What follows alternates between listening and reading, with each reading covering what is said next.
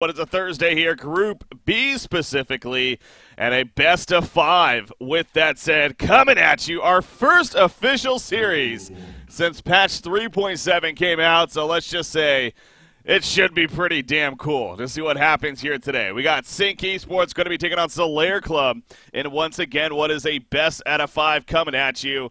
Should be a lot of fun to see how this plays out. SolC Esports, of course, they're undefeated so far, 1-0 in series, 3-0 in games. SolC Club, 0-2, 3-6 in games, but that 0-2 record, basically they need to absolutely win here to have any kind of chance on advancing on to the next round of the brackets of the Deadeye Bounty League. And what an upset that would be, but hey, we have seen some crazy things before. But SolC Club is a solid team, but SolC Esports, you got to like their chances as well. With that said, we are already well developed into the draft here, but before we get too much into that, I want to, of course, introduce my co-caster for today, and happens to be of the most recent qualifiers, Nullstone Gaming for the DreamHack event.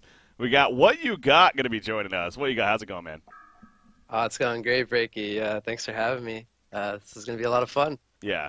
This is exciting stuff, man. And you know, obviously Tuesday when the patch came out, I'm sure a lot of people were kind of looking forward also to the match that day. But you know, there were some issues. There were some issues, as any huge patch is expected to an extent. So it was best to kind of delay that match. By the way, the postponement on the match, the Fresh versus Team Disband that I'm talking about, there's a chance it could be tomorrow. Nothing's 100% confirmed though. So again, we'll get you that information in terms of when it actually is going to be happening. But this ended up being now the first series, and it also gave teams now a little bit of time at least to kind of practice things. But how have you been enjoying the patch so far? Oh, the patch is awesome. A lot of heroes getting some love with some changes, and even some heroes getting reworked. And yeah, there's a couple heroes that got removed from tournament play. Specifically, I think it was Wild Soul, Hellbringer, yeah, and Keeper. Keeper, yeah. So we won't unfortunately get to see those heroes today, but some really crazy new changes to those heroes specifically. Yeah, and actually, well, one more note on that is I did come on before we actually went live here officially, but Riptide also is in that list now. That's a manual ban. Now we say that because he was actually left in tournament rules.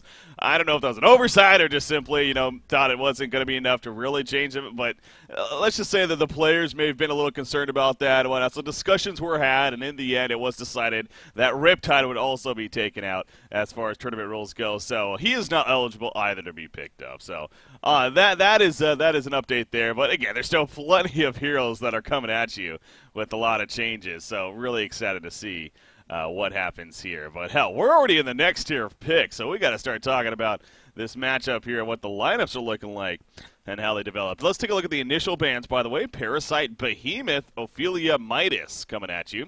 You know, I guess not too surprising on the bans. Behemoth and Midas, a little interesting, but I know Just Man loves to play that Midas. And, you know, Behemoth has become more of a prevalent hero on the scene, but they do first pick Warbeast, and something tells me you probably like that one there.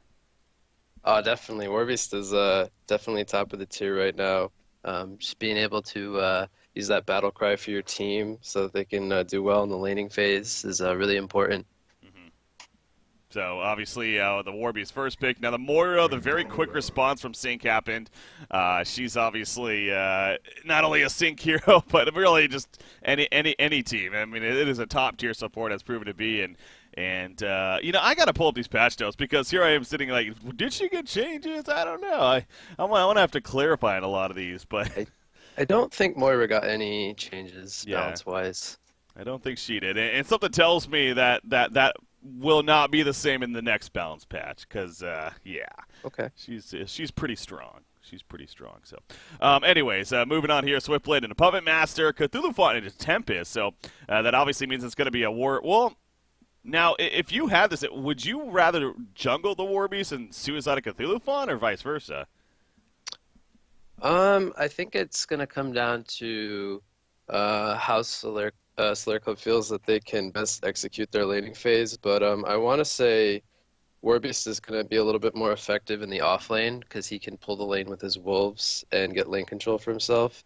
And Cthulhu can be boxed out a little bit easier, especially going up against that Puppet Master, who's a very strong laner. So I think in this scenario, we're going to see the Warbeast going into the off lane.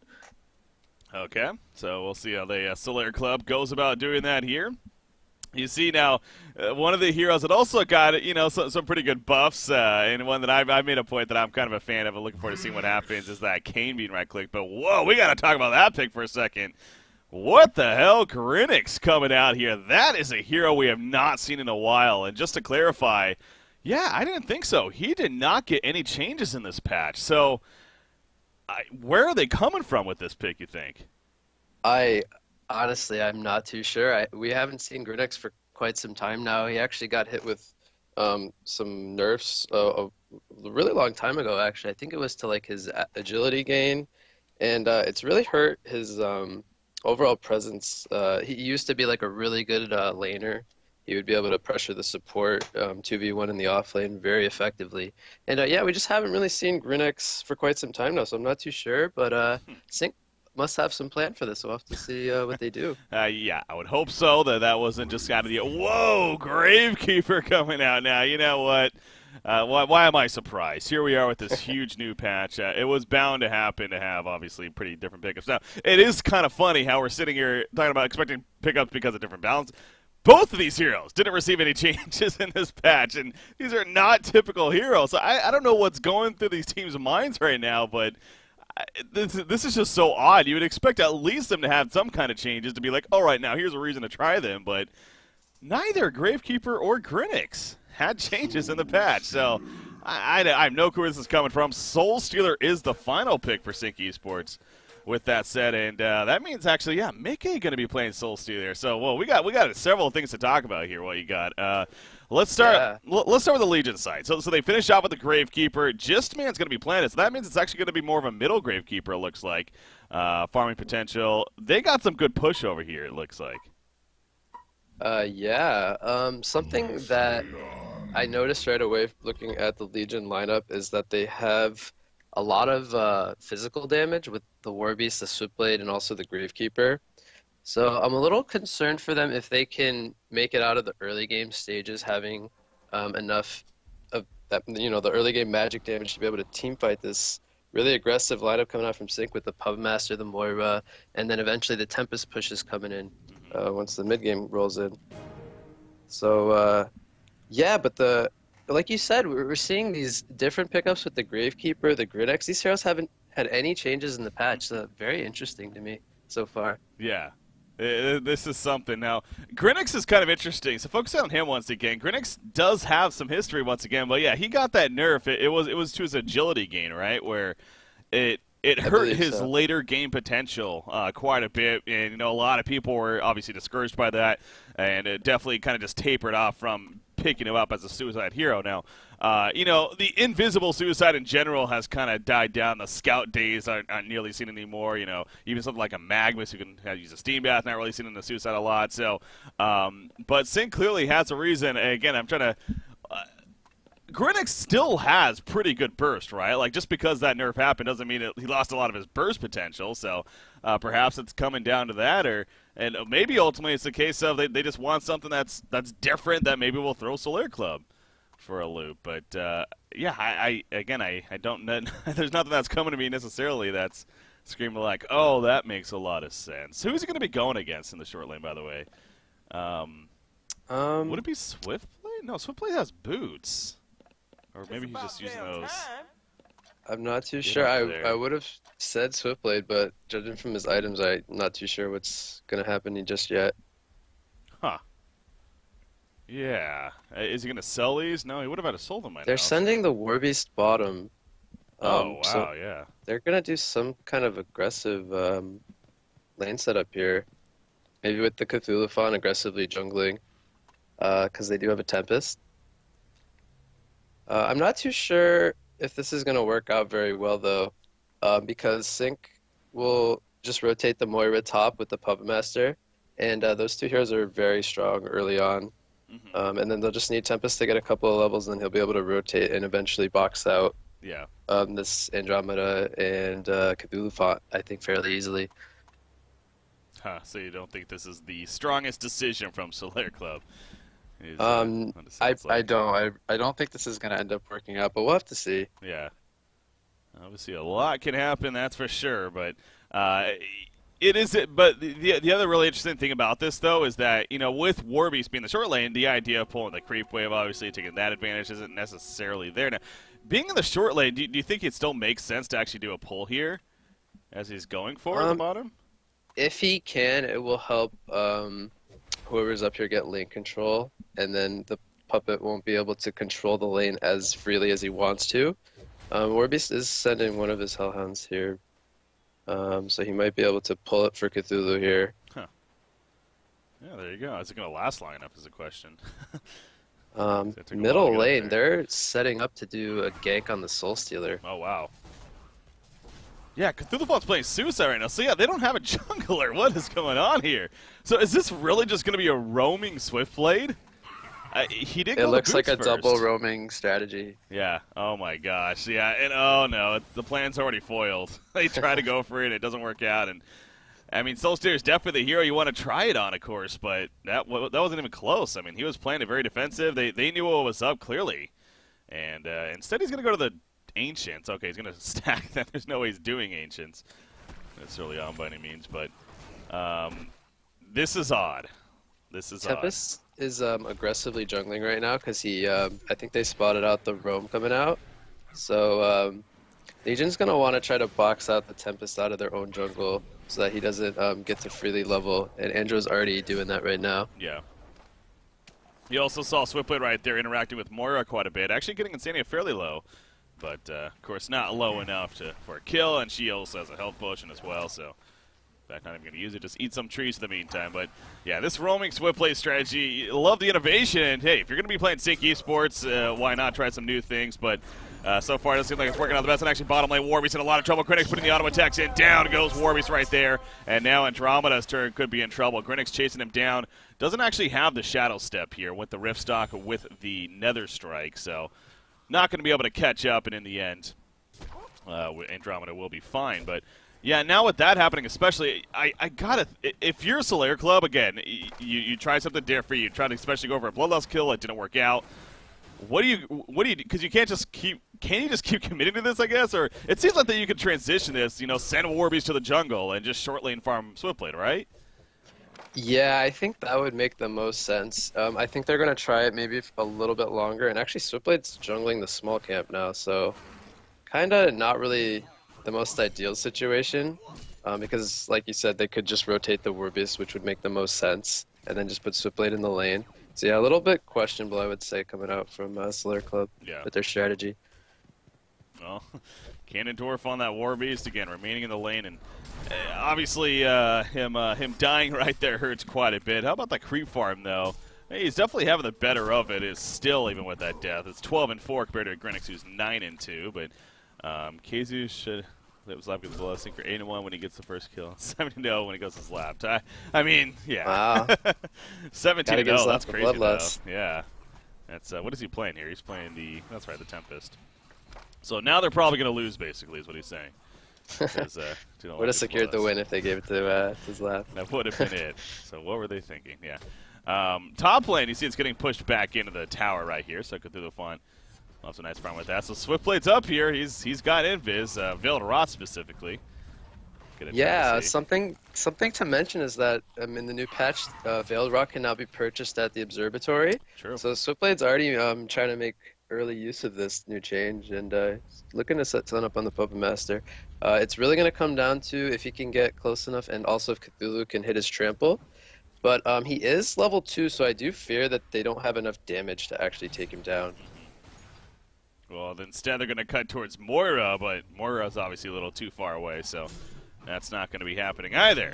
Cthulhu Fawn and Swiftblade kind of farm it over here together in the meantime, so I guess Swiftblade really just trying to leech some experience here and see what he can make happen. But yeah, I'm also definitely intrigued to see what kind of build Swiftblade goes for, because again, he's just playing pure roamer. He's not getting any kind of farm, so will he even go something like a Striders and more like early support, like hell, even like a Lex, I don't know, just something crazy. Like, again, not your typical Swiftblade, I guess, is what I'm getting at. Yeah, as strange as it might seem, I mean, something like that maybe could work. I wouldn't personally like to see the Striders. I feel like Swiftblade really benefits from having the Ghost Merchers to be able to chase with the spin, because obviously once he uses the spin, as there is a kill in the top lane. And the bottom lane. I And the caught them bottom. both, actually, yeah. Kaizo actually dive in the tier 2 bottom Yeah. to get that kill onto Andromeda. Really well done. Yeah, it goes all the way over there. But yeah, once he activates the Blade Frenzy, the starters will be deactivated, so he will lack the mobility to chase with the spin. So yeah, I would personally like to see that pickup. Okay. So Ghost Marcher still probably. Yeah, definitely. Choice. But yeah, where he goes from there, and again, especially with this farm, like it's not like he has a lot of options here, at least for the time being. I don't know if that's going to be changing now. Now, one hero that just man here on Gravekeeper. Now, see, I would have thought he's doing pretty good, but holy crap, he's not doing that great. He's only 17-5 compared to a SolC's 26-12, and unless I'm mistaken, I believe, I guess Moira's been here a little bit kind of harassing, so it's not been a free 1v1 by any means, but I don't know, it seems like Just Man's not doing as good as they would have hoped for, that's for sure. And actually, in the meantime, he's going to be jump right here. Will he be able to get a counter kill is the question. He's going to fall, but look at Swiftblade running in. The spin on top. Down goes Swiftblade. Now, Grinix actually taking some good damage as well, but Swiftblade is level 5, so no slashes coming out. But, yeah, at least they get the counter kill. But just as I was talking about Just Man on that Gravekeeper, unfortunately, he gets taken out. But, yeah, well, what about you? Are you a little surprised by that, too? Yeah, you know, I haven't really been paying the most attention to this middle lane, but they do have the War Beast Battlecry on top of Gravekeeper being an extremely strong 1v1 laner. And SolStealer does take, you know, a couple of levels to get the souls up to where he can dominate and control his lane. So I am actually a little surprised to see the creep farm very heavily in favor of Mickey here. Yeah. So I don't know if that's to the fault of Jismin or Mickey just playing the lane super well. But yeah, I feel like he should be doing a lot better. And Moira coming in with the Ephemeral Forge here. Oh, nice job right there, though. Puts the stuns out, the corpse toss of his, and actually stalls Moira from doing anything further. So good play on his part to prevent a kill, definitely. But yeah, I mean, Mickey, no doubt, it's up there with one of the better 1v1 players in the game, of course. But yeah, it is a little interesting to as you're pointing out, even Gravekeeper is actually a pretty solid 1v1 hero at the same time. So.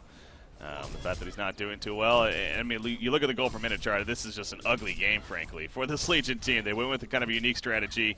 It did not work out whatsoever. That's just what happens sometimes, I guess, almost like an all-in-ish kind of style, where if they didn't get the Bloodlust kill, then it was going to be a little funky, and that's kind of what happened here. Now, Warbeast is having a pretty good time, to be fair, 355 gold per minute. You have plenty of history playing Warbeast, of course. Is this going to be enough for Solaire Club to start making a comeback, you think, or are they going to need a lot of other things to kind of happen here?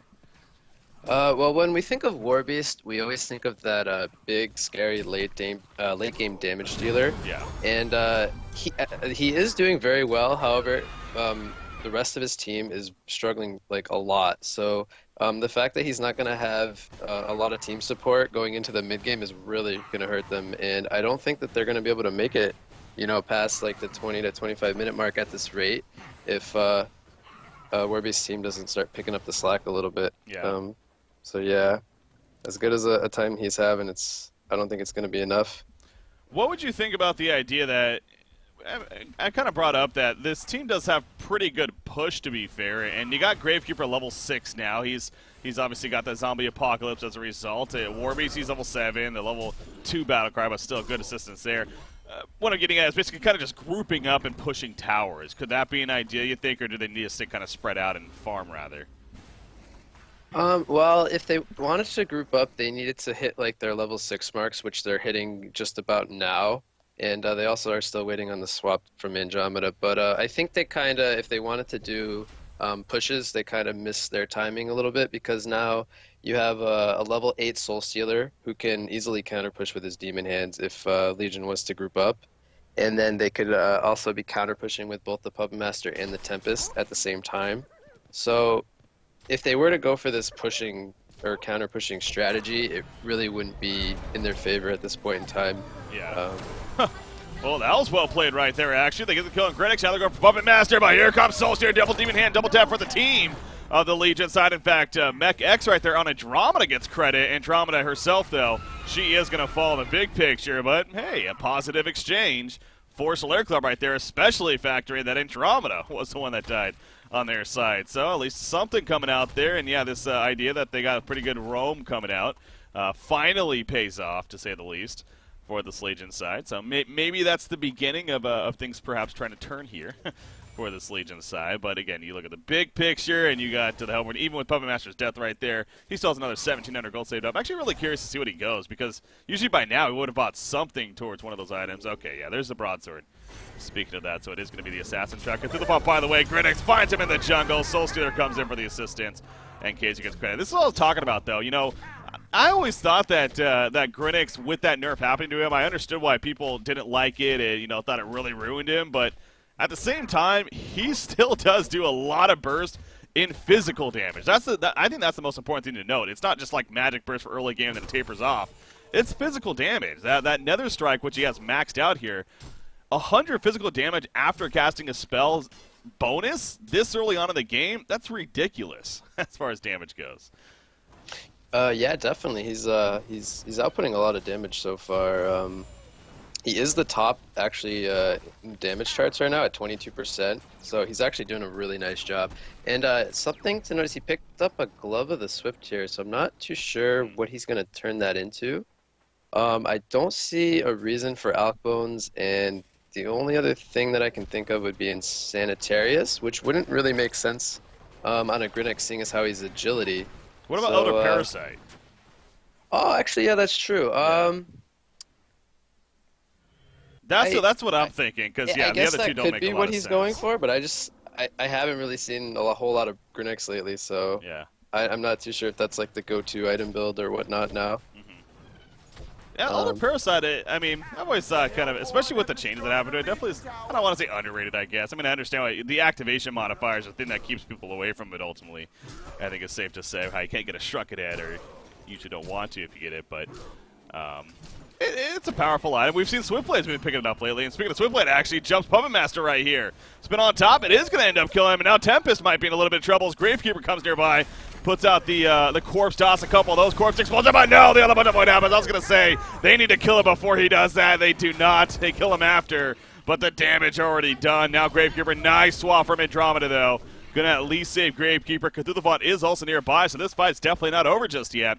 In fact, he wants to go in right here. Obliterate activated. SolC, though, he jumps in with a new portal key. He gets the 1 kill, going for the 2 kills now to Cthulhu. Andromeda's like, I'm out of here, and Cthulhu will fall. Yeah, Cthulhu thought they had a lot more damage, but clearly that wasn't the case right there. So a good fight for Sync in the end, and a double tap for Mickey, who is now 500 gold per minute, and as we saw there, has this portal key already picked up. Yeah, I would say they got a little bit greedy there. They got the kills onto both Puppet and Tempest, and then they were feeling really strong, taking out those 2 heroes, and then they just overcommitted and tried to turn with Cthulhu Font. But yeah, they definitely should have retreated there and been happy with those first 2 kills. And then I believe Cannondorf just took out was it the bottom tower?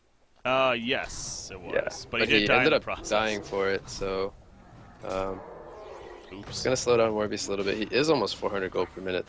Still doing very well. Wow, swift play. The double team in hand connected, but it just was one auto attack away from death right there, so he survives. I will say Noob McNoob has actually managed fairly decent considering his start. He's 2-1-2 now.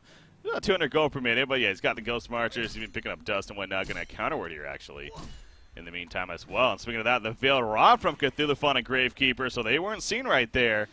We'll see if they get a jump as a result of that. Puppet Master, he's playing it pretty defensive, though, in the middle lane, and he's going to be fine. But going back to Warbeast, though, what do you think he needs to have here with his first item now that he is doing some pretty good farm? It looks like Shrunken Head. That's actually, they collapsed there on the middle lane and get the kill on Emeka. That's a big kill. Will it count? No. Sync Esports, though, they want to find this, so hold that thought for a second because they are running in right here.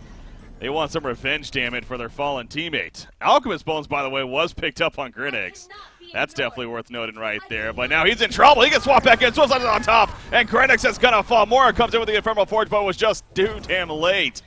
And by the time she does, the damage already done. So, well, Solaire Club. A couple of pretty big kills, actually. Yeah, Sync, I think they really want to stop these triple stacked Ancients from Warbeast getting them, and they didn't have the Elemental Void off cooldown or Soul Stealer alive, so just not able to force them out at this time. And they ended up giving up, I think it was 1 kill. So yeah. So, let's go back to the Warbeast here first. What do we think makes sense here? He definitely needs a shrunken head. Going up against that Puppet Master, if he gets Puppet Showed in a team fight, that's really gonna stop a lot of Legion's damage. And also, he's gonna be attacking one of his own teammates and doing a lot of damage to them. So that's just gonna be really detrimental. So yeah, he definitely needs a shrunken head to be able to team fight in the next 5 to 10 minutes or so.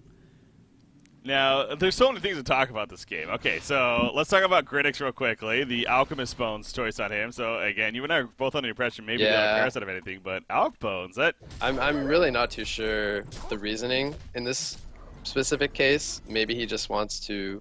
They just want to take the game slower, seeing as how they do have the Puppet Master, the Soul Stealer, and a Tempest, which is all very strong in the late game. And then Grinix feels that he wants a way of scaling himself. But I don't know if it's going to be too greedy in the end. I feel like they can get away with it because of the lead that they're in right now, and it's just going to further increase their lead. So I think it's going to end up working. Yeah.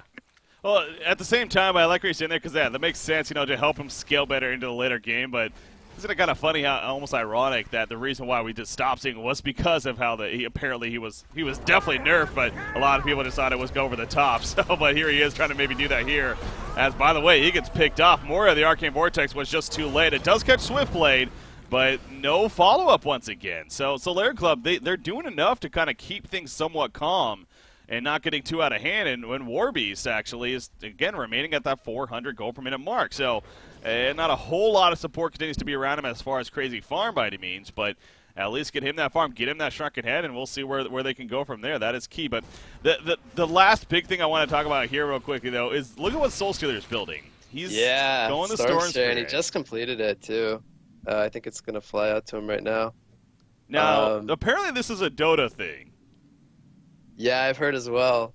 You Storm Spirit your opponent, and then as they come down, you throw out the ulti and just crush. Yeah.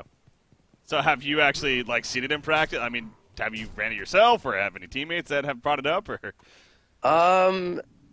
Not particularly, but I think I've seen other people do it on stream, and it's pretty neat the way it interacts with the ultimate.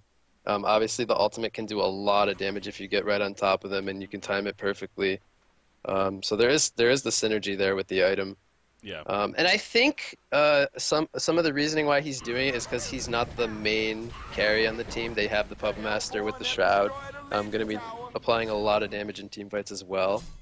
But yeah, so back to the Alchemist Bones pickup. Another reason why I find it kind of strange is they also they picked up the early portal key on Tempest, which means that they want to be taking team fights, and I feel like the Alch Bones kind of is counterintuitive with the strategy of grouping up and fighting. Yeah. If he picked up something maybe like the Energizer, which would be really good for their team, even maybe some other early team fighting item like an Abyssal Skull would just we did say early in the draft how Legion's lineup has a lot of physical damage. Having those team armor items early on in the game would prove to be really effective, I feel like. Yeah, absolutely. Whoa, top lane. That is just always crazy to see, man. That burst damage from Puppet Master coming out of that Assassin Shroud. And, yeah, Swiftblade did not stand a chance right there. So, basically three-shot him with that Voodoo Puppet, or more so the Nintendo machine in that case. Yeah, he took him out very quickly. And we were talking about Swiftblade's items. He picked up the Beast Heart, and looks like he's going to be going for that Elder Parasite. Yep. This has become more the popular build of Elder Parasite Portal Key build. I even saw KZ do it. I would want to say it was fairly recently here. So, there's a Storm Spirit on a Gravekeeper, but not the biggest follow-up though. In fact, Cthulhu comes in as well, but now he's by himself all of a sudden, so he was not expecting that. He gets swapped out at the last second and actually is going to live. Wow. I am shocked that he managed to live through all of that. But in the meantime, Swiftblade comes in. They seemed a little disjointed here, and there's the element of one to catch Swiftblade by himself, and that may have been a little overkill. But they didn't kill him. It just seems like not everyone is on the same page. Cthulhu jumped in, and Switchblade was still in the base regenning, wasn't even TPing in yet, and you had like a couple Legion members at the tier 3, so initiation again. Yeah, there we go. Cthulhu goes in, jump on a Critics. Look at the damage from Warbeast, man. In that ulti form, the right clicks. It does plenty. Now, in the meantime, without a shrunken head, he's going to be locked down and eventually will be killed off. Cthulhu does also help for a kill onto, no, that was just the illusion, never mind. Cthulhu himself is now in trouble. No, that was the real Mora, that's right, but there was a buyback, actually, as Casey's coming back in. But Cthulhu able to help get another kill to SolC right there, and Andromeda also trying to do his best. That Zombie Apocalypse is doing work. And down goes Tempest. Grinix with that buyback. He will come in, though, and eventually kind of clean them up. But, again, I mean, it seems like that could have been so much worse for Solaire Club with the end result, but it really wasn't that bad. In the hell, they didn't even lose a tower. Yeah, very interesting indeed. It looked like Sync, sitting at a almost 9,000 gold lead, really in a comfortable spot to take that tower, but Solaire Club was able to hold it off, and even a buyback used here by Grinix to secure those last 2 kills. Yeah. You think that was worth it? At this point in the game, it's okay to use buybacks if you can win team fights with them. If it was maybe Puppet Master using that buyback, maybe not the best use. Yeah. But seeing as how it was Grinix, I think it was okay. All right. Puppet Master, by the way, he's not going for the Whispering Helm follow-up. Instead, he's actually going straight into a Shrunken Head here. That's a little interesting. I mean, usually you would see the Whispering Helm Assassin try to combo before the Shrunken, but finding it necessary to go right into the Shrunken Head, you think that makes sense here? I think Puppet's got the perfect build for this game. They do have the Soul Stealer and the Tempest, as we said earlier, for the late game. Yeah. And he doesn't need to, in this game, just sit and farm. They want to be really active. They picked up the Portal Key on Tempest. They want to be team fighting as much as possible. And the Assassin Shroud really allows him to get the good positioning in team fights and get the pickoffs onto either Warbeast or Switchblade, whoever he chooses to initiate on. Yeah. Now that was yeah, I like it. That was kind of unfortunate right there from Gravekeeper especially. He literally portal keyed in. Now they saw Grinix invis, so they were actually just about to jump in, but Grinix literally jumped Andromeda at the time when they were, and actually also ended up helping to stun Gravekeeper as more also came in. So yeah, it's just really unfortunate timing right there by the Legion side, and obviously well played by Sync though at the same time, and they come out on top 2-0 in that fight. Now, so you keep going, just keep going back to them of Solaire Club here.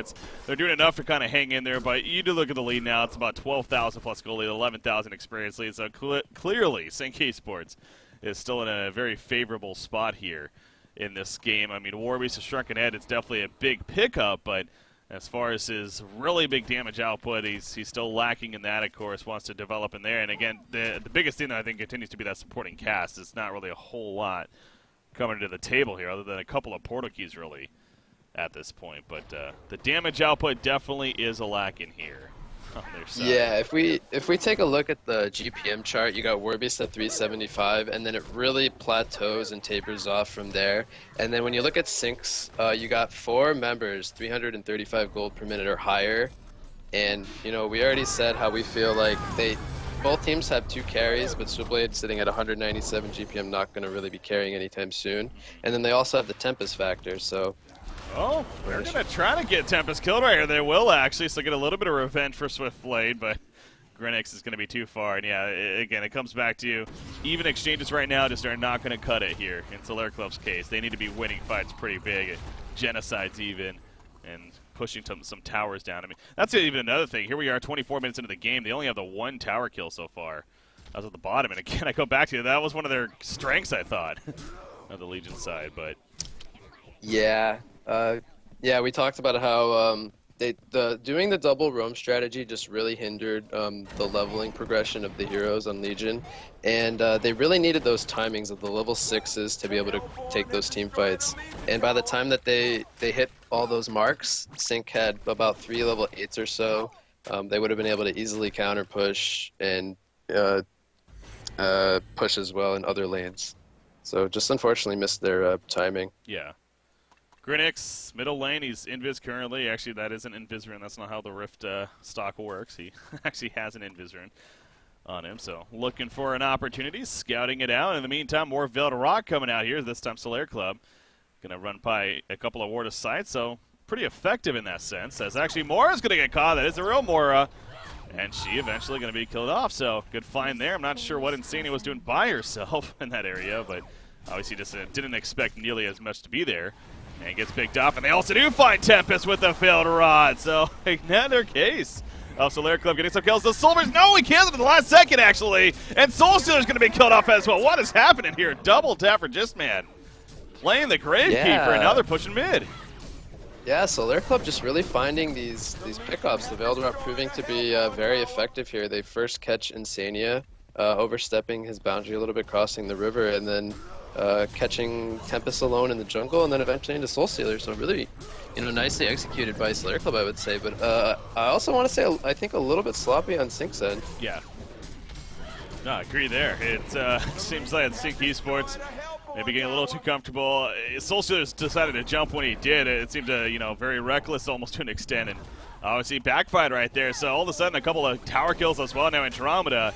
Again, she may be picked off in the end. Is that really the biggest deal in the world? No, not the biggest. So it's still overall pretty positive for SolC Club, the way that ended there. So, and a couple of items even coming from that. The other Parasite is now finished on Swiftblade.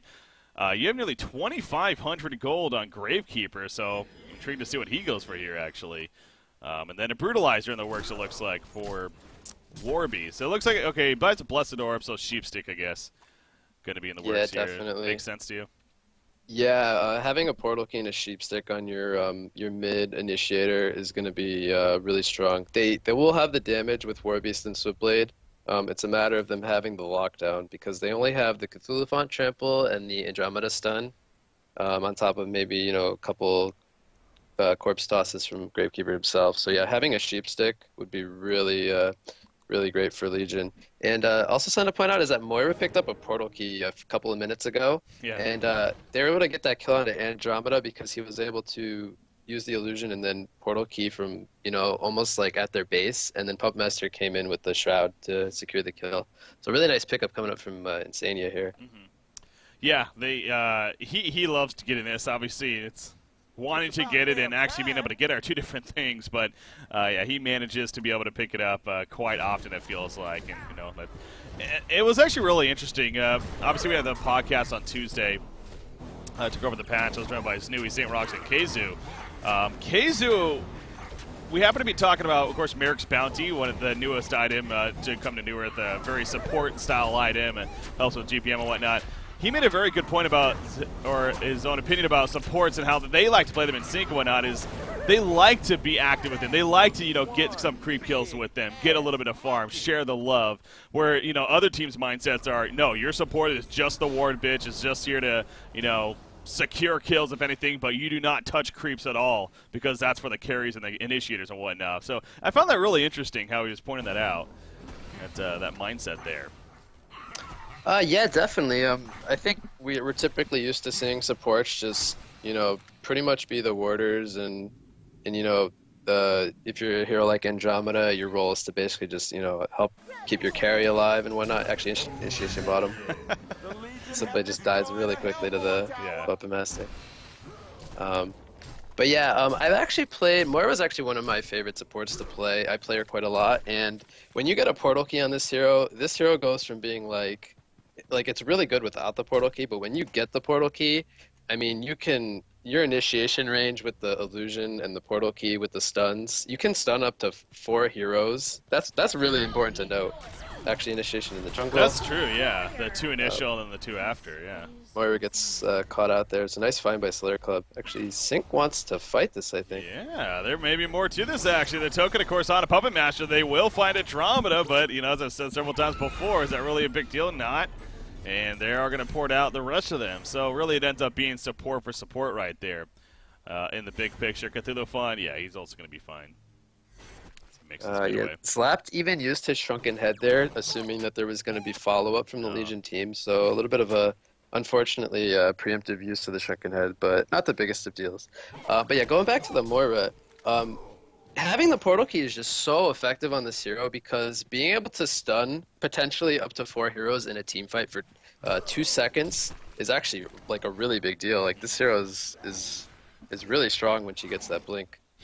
So I actually really like the fact that Sync gives Insania a little bit of space to get that item because it really makes their team fighting potential a lot greater.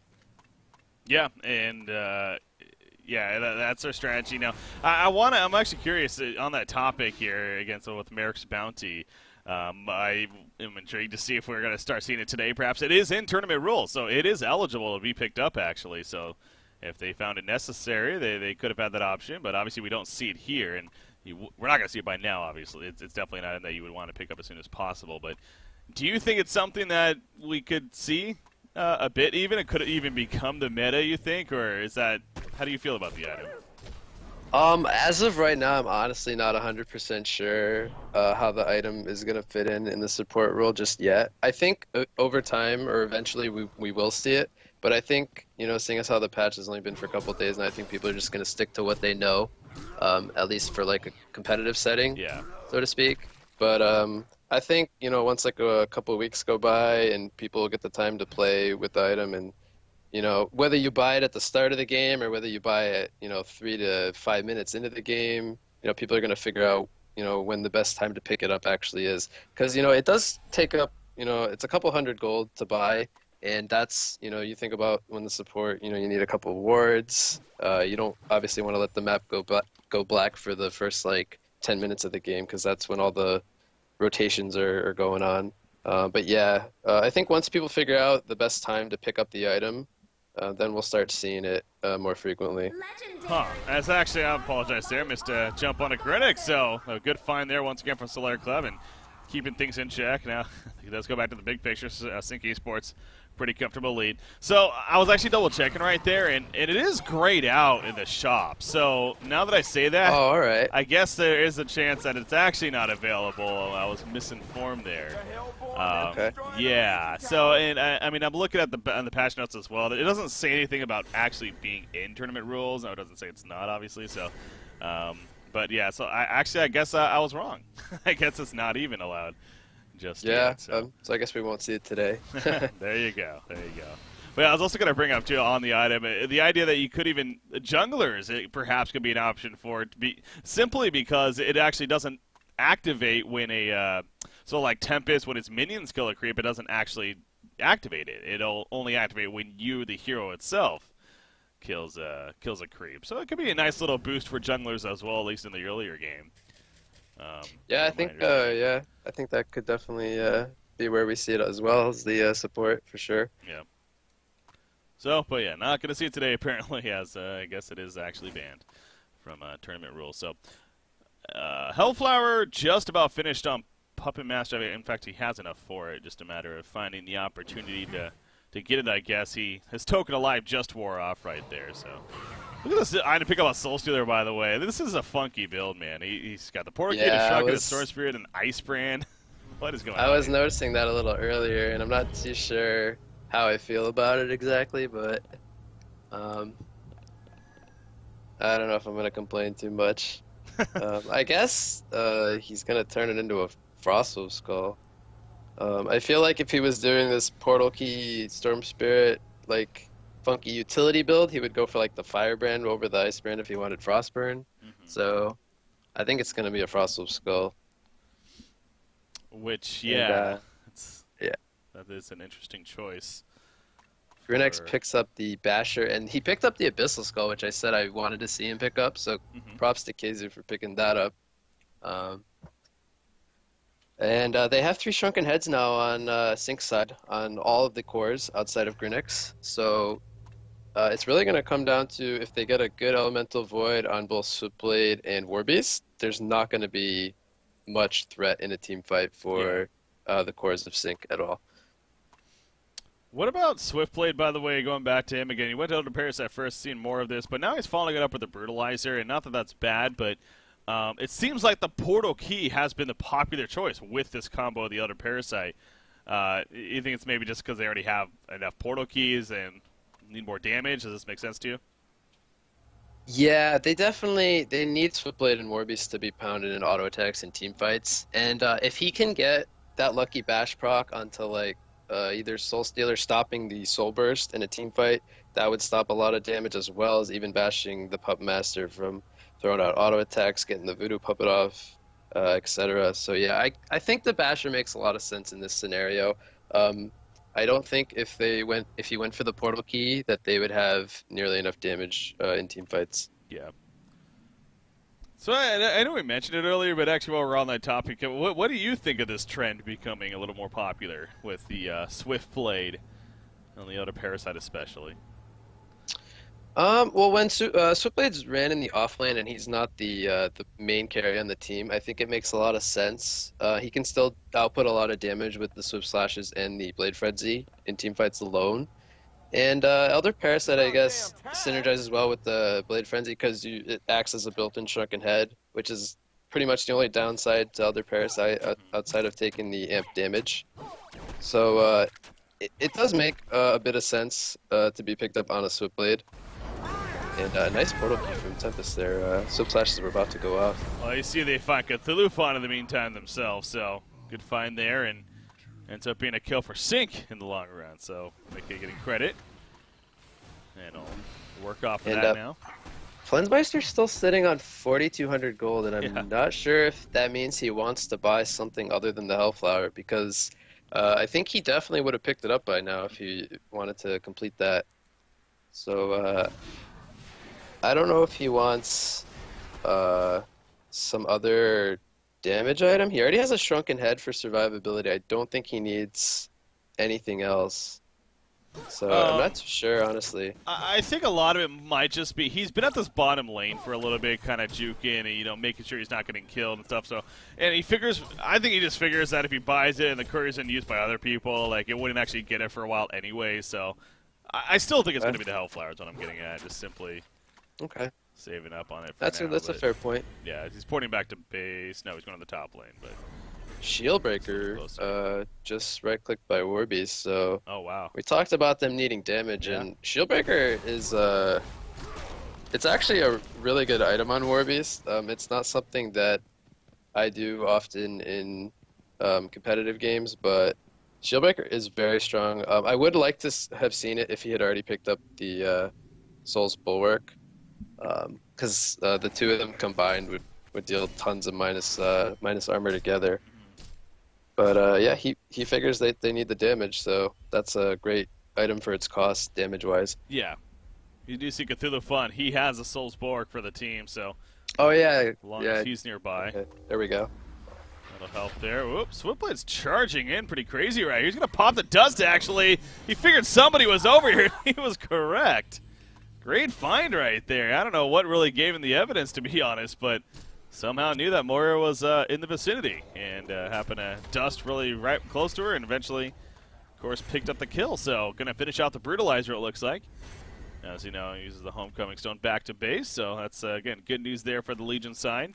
Hellflower was finished on Puppet Master and already another 2,300 gold saved up. Again, just how much gold he had saved up in the first place. Frostwolf Skull finished on Soul Stealer, so... again, kind of a funky build here, but at least he has the item that he was going for. And then we talked about Grinix and the progression he's been having, too, with the Brutalizer on top of the Abyssal Skull. And another 1,400 gold. The Sheepstick for Gravekeeper, I think once they get that, this Legion side Solaire Club may actually feel a little... that may be their kind of their peak moment of, okay, now we feel pretty good, let's try to make something happen, right? Yeah, definitely. If they could get a pick-off onto, I would say, either the... Puppet Master or the Tempest will both actually have buybacks currently, but those are probably the two key heroes in the team fight that you want to take out. Tempest obviously being able to lock everybody down will prevent all of Warbeast and Switchblade's damage, as well as Puppet Master getting that puppet show off onto one of them. Will be those are the two heroes they want to aim for with the Sheepstick. Yeah.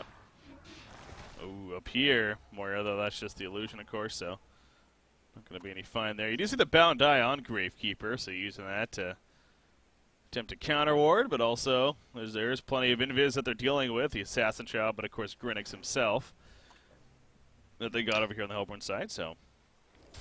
Yeah, we haven't really talked too much about wards this game, but the Boundai, as you mentioned, was picked up, and there are actually no wards for Sync on the map currently. And they're going in middle. Yeah, I was catching that. I mean, Swiftblade, he didn't have much reason to believe that he was in danger other than Tempest Elementals were all of a sudden on him and he just started farming them. So, anyways, he gets caught by top lane. They get a kill on a Casey, though. Bottom lane, SolStealer puts the Storm Spear on a Warbeast. See the Frosted Skull coming out, and with those auto attacks, going to be swapped in, though. Pops the stricken head, but the Brutalizer proc goes off. And Warbeast, look at those Brutalizer procs, but the Elemental Void going to be happening. He's not going to be stopped. The trample in the background. There's the Soul Burst, but Warbeast wants to come. No, the Portal Key from Mickey. That Frosted Skull, will it kick in enough? No, another bash proc coming out.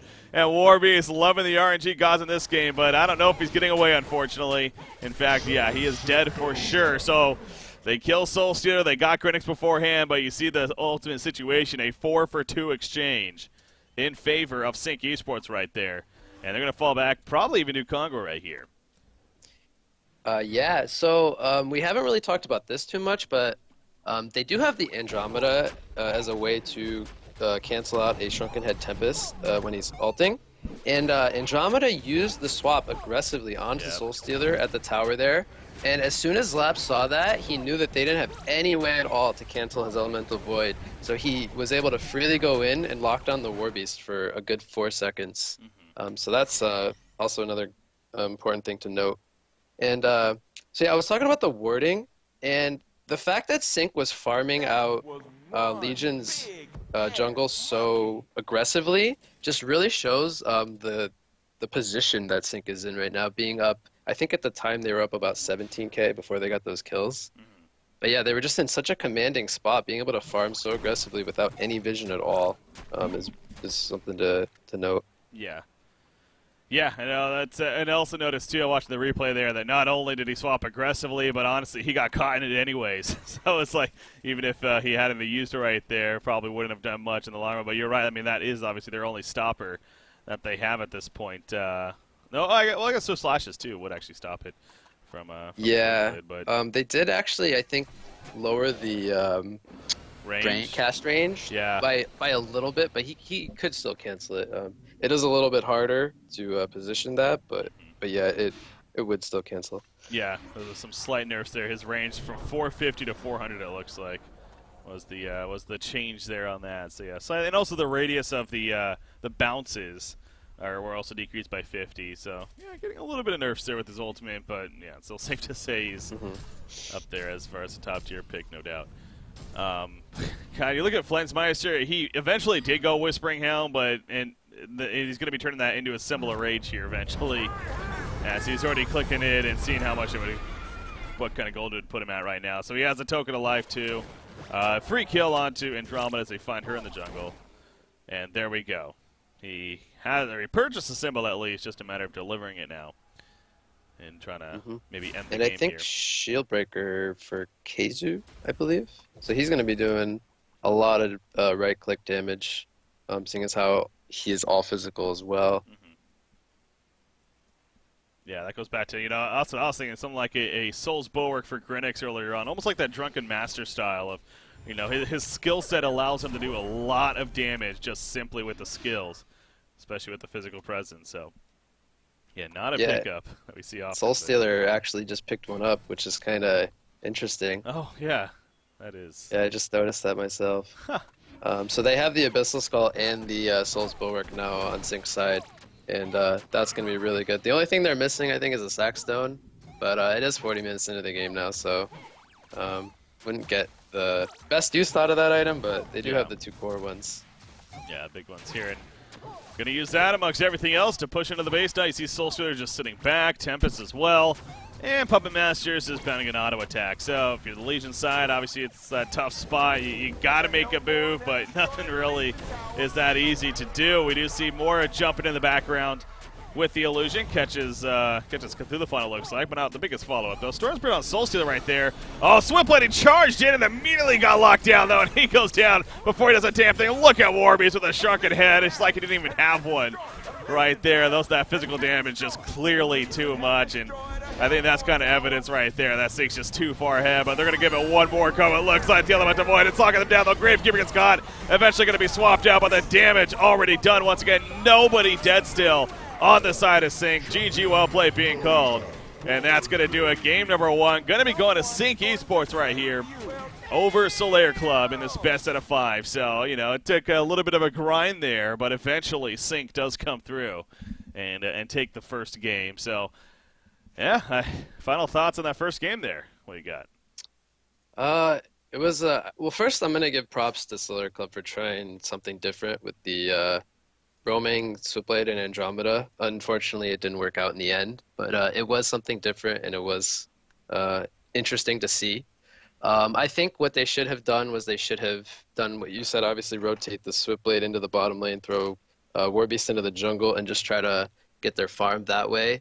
But yeah, Sync just dodged the roam, and they got farm up onto 4 heroes, and they basically just kept their golden XP lead for the majority of that game. So really well done by Sync, and a nice attempt at a new strategy by Solaire Club.